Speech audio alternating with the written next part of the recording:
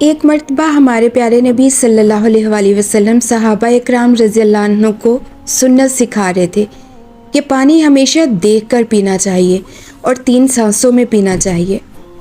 اتفاق سے ایک یہودی بھی چھپ کر رسول صلی اللہ علیہ وسلم کی باتیں سن رہا تھا۔ ہمارے پیارے نبی صلی اللہ علیہ وسلم پر ہماری جانیں اور ہمارا مال قربان۔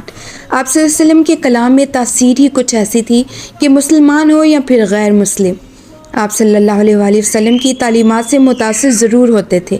رات کو سوتے سوتے اس یہودی کو جو ہمارے پیارے نبی صلی اللہ علیہ وسلم کی باتیں سن رہا تھا بہت زیادہ پیاس محسوس ہوئی۔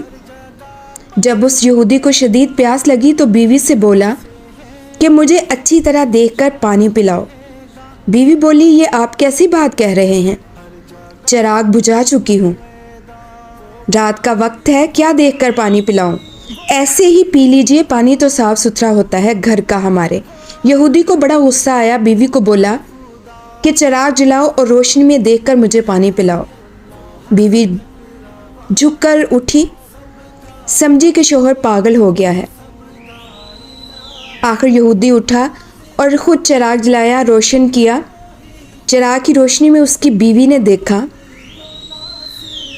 کہ اندھیرے میں جو پانی وہ اپنے شوہر کے پینے کے لیے لائی تھی اس میں سیاہ بچھو تیر رہا تھا۔ بیوی کو اس نے تمام ماجرا کہہ سنایا کہ کس طرح اس نے چھپ کر رسول صلی اللہ علیہ وآلہ وسلم کی باتیں سنی کہ پانی ہمیشہ دیکھ کر پینا چاہیے۔ صبح کو وہ یہودی آپ صلی اللہ علیہ وسلم کی خدمت میں حاضر ہوا، رات کا واقعہ آپ صلی اللہ علیہ وآلہ وسلم کو سنا دیا۔ آپ صلی اللہ علیہ وسلم نے تبسم فرمایا۔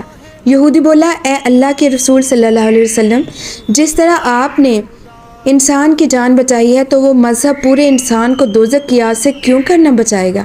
اتنا کہا اور وہ یہودی کلمہ پڑھ کر مسلمان ہو گیا۔ سبحان اللہ۔